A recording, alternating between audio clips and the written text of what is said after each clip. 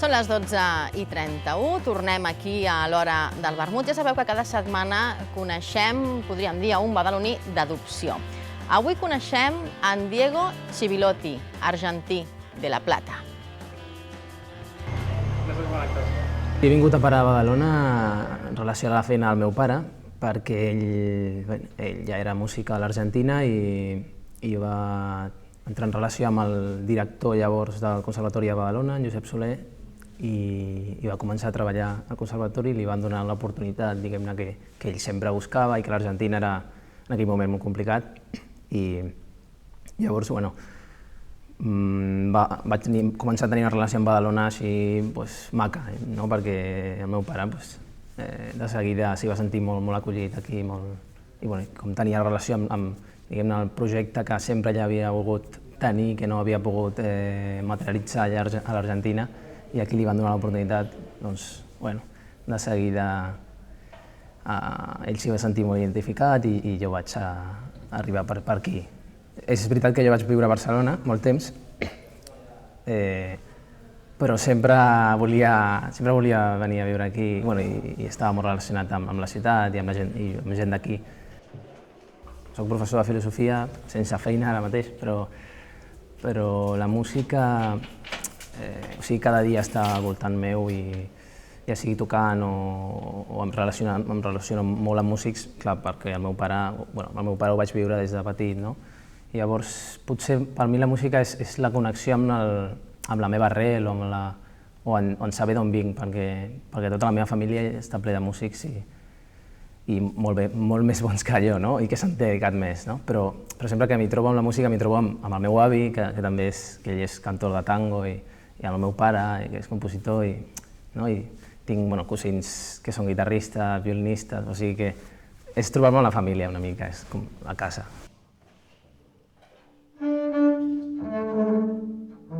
Jo vaig començar de petit a estudiar piano, vaig començar al conservatori, la cosa no va anar gens bé, o sigui, jo em recordo que em feien fora de classe a les classes de solfeig perquè no estudiava, bastant desastre era, i vaig anar estudiant una mica per lliure i quan vaig decidir més tard ja fer una mica més en sèrio, em vaig adonar que s'havia de fer una mica en sèrio algun instrument.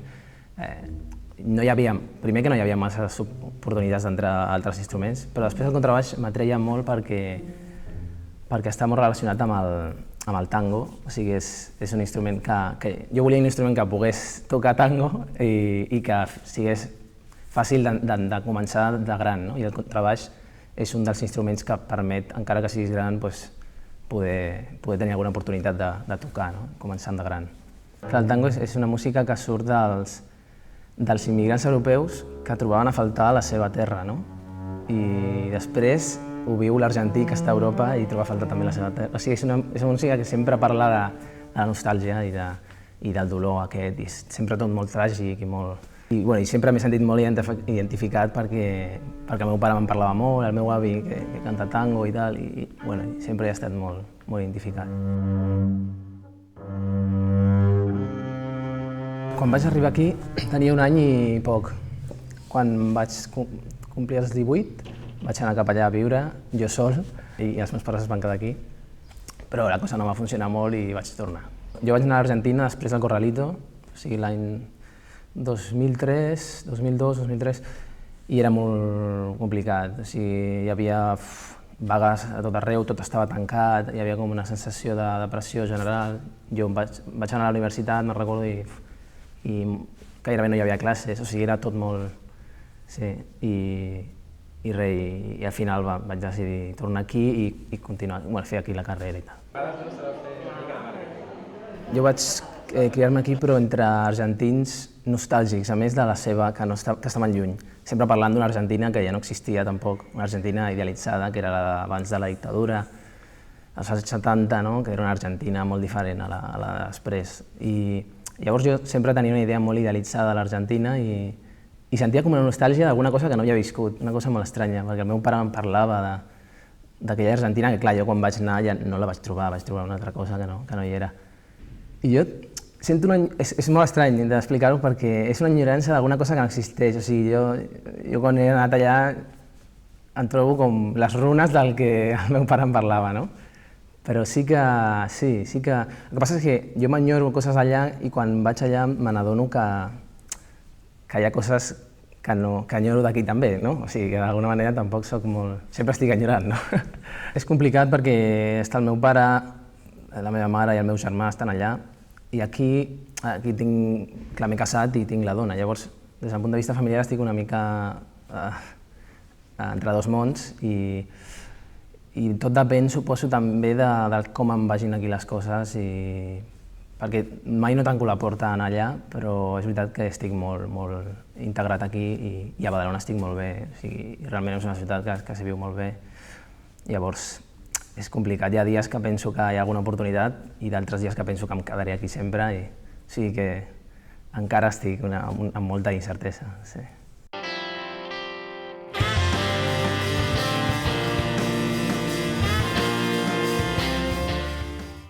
Doncs alguns venen a Badalona per amor, com l'Angèlica Xarà, que la coneixíem la setmana passada, i d'altres per amor a la música, com en Diego. Bon dia. Bon dia. Com estàs? Bon dia, molt bé.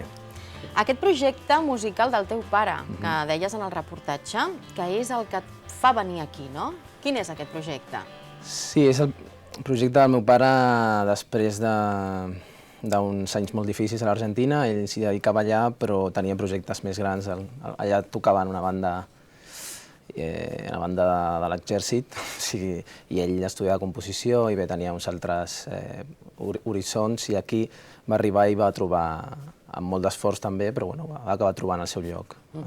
Ets un apassionat de la música, ets músic. No sé si allà a l'Argentina, si visquessis, t'hi podries dedicar professionalment. Si allà la cultura, la música, se la cuida més, se li dona més importància que aquí. La cultura no se la cuida enlloc, crec, o molt pocs llocs. És difícil com aquí, viure de... Fins i tot de vegades més, potser en els últims anys hi ha una activitat cultural més intensa a l'Argentina que fa anys, i potser aquí ve més de baixada l'activitat cultural, i per això el meu pare segurament està allà ara, però realment és molt complicat, allà i aquí, sí. Diego, ets un argentí atípic, si m'ho permets, no? Si fem cas dels estereotips, allò de «Ui, l'argentino te va a comer la oreja», tots sou psicòlegs, tu amb el teu català perfecte, tímid... Ets atípic. Sí, bueno, segons el tòpic sí, però hi ha molts argentins atípics, no? O sigui, hi ha la figura, sobretot del de Buenos Aires, no? El porteño, que et soluciona la vida en 4 frases i... Sí. Però sí que jo conec molts argentins. Després, és veritat que jo tinc la meva pròpia història personal que clar, no arribo jo sol, sinó que arribo amb els meus pares de petit, després torno, però estic molts anys aquí, llavors soc una mica del lloc, no? De vegades soc d'allà i d'aquí, no? Però he estat molts anys aquí i això també fa molt. Quan arribes allà, també ho veiem en el reportatge. Aquí, clar, t'han explicat com és Buenos Aires, com és Argentina, com era La Plata, i arribes allà, al país, a la ciutat, i et trobes amb una realitat que no és la que t'havien explicat. Sí. Et sorprens, et deceps? Em decep una mica perquè és veritat que jo tenia... Clar, a casa meva es vivia molt intensament tota la història de l'Argentina, sobretot política, no? Jo vaig llegir, per exemple, l'informe Sabato, que és un informe que es va publicar com a Nunca Más, que explicaven totes les tortures que es van patir a la dictadura argentina. Jo me recordo de plorar i de viure-ho com molt intensament, i després vaig anar allà i parlar amb joves que potser ni ho havien llegit o no sabien gairebé res d'això, no? Llavors, clar, jo tenia l'Argentina als 70 al meu cap, del meu pare, que em parlava tota una Argentina, tota una història que després dels 80 i sobretot quan jo vaig arribar, que va ser el 2003, el Corralito havia estat el 2001, llavors aquella Argentina ja no existia, potser a les parets i al meu avi i poc més, no? El Corralito, no sé si ara veient els grecs, se't remou alguna cosa a dintre? Sí, però veig coses semblants perquè són països que estan al sud d'un nord que els controla d'alguna manera, i que també tenen un caràcter... Bueno, que tenen també a sobre tota la càrrega de tòpics de gent que és molt caòtica i tal. Però sí que trobo també diferències perquè Grècia està a la Comunitat Europea, hi ha un rescat, o sigui, jo no soc economista, però trobo diferències, no? Allà es va passar del dòlars es van convertir en pesos, per tant la gent va perdre molta quantitat de diners en qüestió de dies i ho van perdre tot, llavors, bueno, penso que sí, té diferències. Parlem de La Plata. Sí. La ciutat de les Diagonals, l'anomenen. Per què? Perquè va estar dissenyada, abans de ser fundada, diria que és l'única ciutat al món que primer es va dissenyar i després es va construir, perquè de fet es va construir per un motiu polític, perquè Buenos Aires no sigués la capital del país i de la província. Llavors es buscava que no centralitzar tant tot a Buenos Aires, i llavors es va encarregar i es va fer seguint els models de França. Bé, i llavors hi ha diagonals que creuen tota la ciutat i si tu mires en Google Maps o mires des d'imatges de satèl·lit es veu perfectament quadrada i travessada per diagonals. És similar a Barcelona, al Pla Cerdà, pel que estàs dient? Pot ser, sí, perquè té aquestes idees progressistes del segle XIX que venien d'Europa, de fet, perquè clar, el dissenyador era un fill d'immigrants francesos que havia estudiat a París, gent que estava en relació amb Jules Verne, per exemple, o sigui, tota aquella idea de l'utopia, de la ciutat utòpica, llavors la Plata va ser construïda així. I és una ciutat que també es va anomenar d'una altra manera, no?, durant uns anys? Sí, Evita Perón, perquè, de fet, Juan Domingo Perón i Eva Perón es van casar a La Plata, o sigui, i llavors, aquesta és una història que molta gent antiperonistes i peronistes de vegades no els agrada recordar. A la meva família hi ha molt de peronista, llavors, però sí que es va anomenar així des del dia que va morir Evita fins a la dictadura, el primer cop, el 55, em sembla. Del 52 al 55. Sí, exacte, que va morir el 52 ella, el 55, que va ser el cop d'estat, es va eliminar tots els símbols relacionats amb Perón i el nom de la ciutat també va tornar. Estem veient imatges de La Plata. Explica'ns què hi trobarem, quins monuments, què no ens podem perdre. Bé, de La Plata potser el Museu de Ciències Naturals és un museu molt important, així a nivell més internacional, té molt de prestigi. Després els parcs són parcs meravellosos, o sigui, això sí que... És una ciutat verda, també? És una ciutat molt verda, o sigui, de fet té cada 7 carrers, diria que té un parc ben gran, després hi ha parcs que no veus al final, hi ha el Bosque, que és un bosc a dins de la ciutat pràcticament, on està el Museu de Ciències Naturals. Després està la catedral de La Plata, també és molt important. Bé, després el futbol és molt important a l'Argentina. Sí, clar, l'estadi, no? L'Estadi Único, que és un estadi molt modern, on juga Estudiantes de La Plata i Gimnàsia. La família són d'Estudiantes, o sigui que... A què ets més aficionat, tu? Al tango o al futbol? Bé, no, és difícil. El saps ballar, el tango? No. O sigui, no. Ja veus com és atípic. No, però hi ha molts argentins que no saben ballar. Sí, potser més tocar el tango que ballar, però sí, al futbol hi ha pocs argentins que no siguin seguidors d'algun equip, perquè des de petit és com un signe d'identitat, no? De què quadro sos, que seria de quin equip ets. És com el signe d'identitat, gairebé. Quan parles el castellà sí que tens accent. No, molt poc, també. Sí? Tampoc no se't nota? Sí, no, menys. Hi ha gent aquí a Badalona que fins i tot pot no saber que ets argentí? Pot ser, sí. Que potser se n'estigui assabentant ara, gent del teu entorn, no molt proper, però veïns, allò que parlen amb tu en català i no... Segurament, sí, veïns. Sí, perquè he parlat en català i no... Sí, és veritat. Escolta'm, si haguessis de definir la teva ciutat natal, com la definiries? O quines diferències veus amb Badalona? A veure, la definiria com jove, una ciutat jove, perquè té la universitat i van joves de tot el país, van allà a estudiar, perquè és una universitat realment important i sempre està jove, no? Sempre hi ha joves. I diferències... Bé, potser, clar, Badalona, el fet d'estar molt abocada al mar ja és un tret molt significatiu. A La Plata no hi veus el mar, no veus per enlloc, no? El Mar de Plata, que seria, no?, estava una mica lluny, després veus el riu, no?, però ja no és el mateix. Llavors sí que hi ha diferències. Bueno, és una ciutat més gran també, és amb molts habitants. I què enyores d'allà? Alguna Això cosa és que el diguis menjar. això? Sí? El menjar. Oh, que bé, mira, ara parlarem de menjar, O sigui, va, els Diego. gelats, bueno, és que hi ha moltes coses. Sí, Els gelats. Sí. Jo soc molt de gelats i els gelats allà són, bueno, gràcies als italians que van anar cap allà.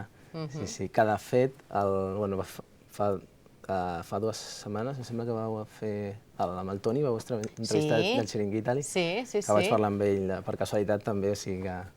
Sí, sí. Sou amics, us coneixeu? No, però ens van conèixer perquè estàvem assajant al garatge de casa, amb la porta oberta, bueno, és una història, amb el grup, el Swing-Caro, amb el grup amb els que toco, i ens va demanar la targeta per tocar el Xiringuitali, o sigui que agradaves la música, sí. Escolta, el gelat, quin és el teu gelat favorit? De dulce de leche. Dulce de leche, clar. I un plat típic d'allà que diguis és que m'encanta? A mi m'agrada molt la pasta frola, com la fa la meva mare, que és com un postre, bueno, més que un postre es menja molt per la tarda, per exemple, amb el mate, amb la beguda nacional, que està fet, es pot fer amb dulce de membrillo, no sé com es diu en català. Codony. Codony, mira. O si no, amb dulce de leche, no? Serien el... Això és contundent, no? És molt contundent. És d'allò que et queda la boca pelagoseta? És que es menja molt dolç, sí, molt més dolç que aquí. Escolta, hem vist a les imatges que no tens clar si tornaràs, si et quedaràs. Què et farà prendre aquesta decisió? Jo suposo que la meva situació... A veure, jo ara, clar, també penso en la meva parella, amb la Bea. Clar, i llavors he de pensar també això, no? Però és veritat que depèn de la meva situació professional, també no descarto potser anar allà o a un altre lloc, no? Tampoc no tinc problema per moure'm. I a banda de la dona, de la Bea, què t'enganxa de Badalona? Què t'ha enganxat? Jo penso la tranquil·litat, sobretot, tenir el mar tan a prop i una ciutat que, bueno, que pots fer de tot, tens la muntanya també molt a prop, i la vida tranquil·la aquesta de... Sí, realment m'agrada molt. Ets un home tranquil. Sí, jo vaig escapar de Barcelona per això també. Buscant aquesta certa calma. Buscant aquesta calma, sí. Doncs, Diego, un plaer haver-te tingut avui a l'hora del vermut, però continuem parlant de menjar. Perquè l'Anna Rovira ha anat a veure el Víctor Hugo del Cambalache. No sé si has anat al restaurant Cambalache de Badalona. I ell ens ha ensenyat a fer empanades criolles. Anem a veure-ho. Hola, buenos días. Mi nombre es Víctor Hugo Ricciardi. Soy el propietario y cocinero del restaurante Cambalache.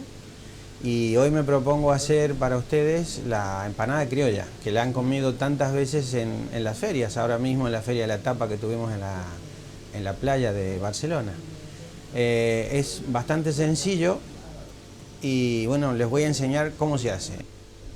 Bueno, lo primero que vamos a hacer es cortar la cebolla pequeña. Como ven, lo que tenemos aquí, lo que vamos a utilizar son carne picada de ternera, cebolla, pimiento rojo para hacer el sofrito. Luego le agregaremos las aceitunas, cortaditas, sin hueso evidentemente. Usamos aceite de oliva, que es lo mejor que tenemos en España. Y ahora tiramos la cebolla para que se vaya dorando.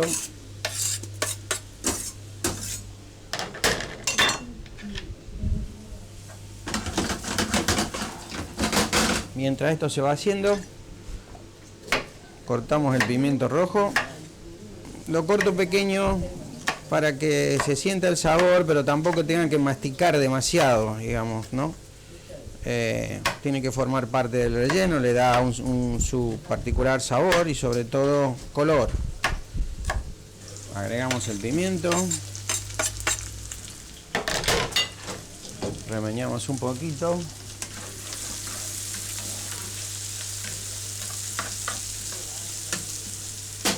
Que se vaya dorando. Mientras tanto vamos pelando los huevos duros, a los cuales también los cortaremos pequeño. Todos se intentan cortar pequeñito, tampoco hay que exagerar, no estamos moliendo, solo estamos troceando.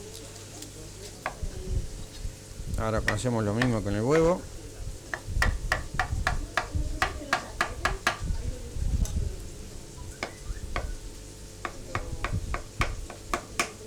Esto lo vamos a agregar una vez que ya esté bastante hecho lo que estamos friendo. Más o menos para que se hagan una idea, a medio kilo de carne, entre 500 y 600 gramos de cebolla cortadita, medio pimiento o un tercio, y digamos 3 huevos duros y un puñado de aceitunas es suficiente. Luego hay que poner las especias, evidentemente se salpimienta. Bueno, esto ya está. Bien, a esto ya se le puede agregar la carne. Y luego de esto habrá llegado el momento de poner especias, sal, pimienta. Le lo iremos deshaciendo la carne mientras vayamos dando vuelta el sofrito.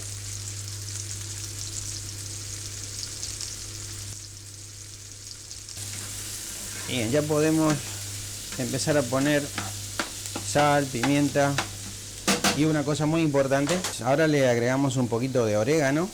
Yo personalmente a las carnes, debe ser por mi ascendencia italiana, tengo costumbre de poner orégano, le da un saborcito especial,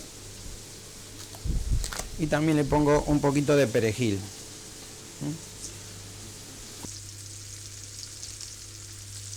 Bien. Ahora le agrego una especie muy típica de Argentina que se llama ají molido.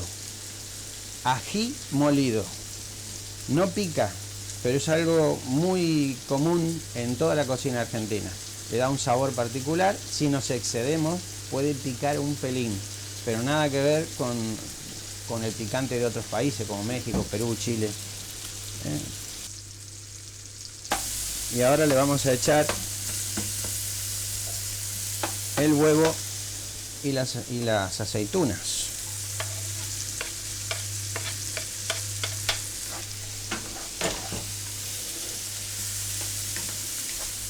Bien, terminamos de cocinar esto y lo ponemos un rato en reposo. En realidad esto se tiene que enfriar. Lo mejor es hacer esto por la mañana, o sea, si lo van a comer al mediodía, lo mejor es que lo hagan la noche anterior.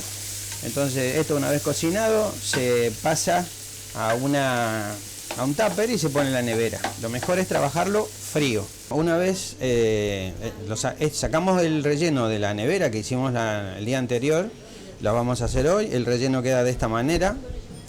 Y estas son las tapas, digamos, con las que vamos a hacer, en este caso, la empanada criolla copetín. Tiene que quedar bien rellena, que la gente en todo momento sienta el relleno, pero no tiene que reventar. Este vasito de agua es porque nos mojamos el dedo y mojamos la mitad de lo que es la empanada, la futura empanada. Esto ahora ya se queda pegado y lo podemos cerrar. Normalmente nosotros lo cerramos por decirlo de alguna manera, a la española, y lo hacemos con el tenedor. Podemos cocinarla de dos maneras. Lo más típico en Argentina es hacerla al horno, para lo cual nosotros, antes de meterla al horno, deberíamos batir una yema de huevo y pintarlas con un pincel y luego meterlas al horno, porque así eso le da un color doradito muy bonito. En este caso, yo tengo pocos clientes argentinos, mis clientes son catalanes. Entonces he ido adaptando nuestra cocina al gusto español, y aquí la gente suele preferir el frito. Esto la podemos usar y comer hoy mismo, pero solo freímos las que vamos a usar. Las otras se pueden envolver en papel de aluminio y congelar, con lo cual tienen el producto disponible durante 6 meses. En el caso que tuvieran congelado, 170. Si la hacemos a más temperatura, se doran por fuera y quedan frías por dentro. Por eso es importante la temperatura. Estas dos ya tenemos la temperatura adecuada, así que las vamos a freír. Y esto está listo para comer.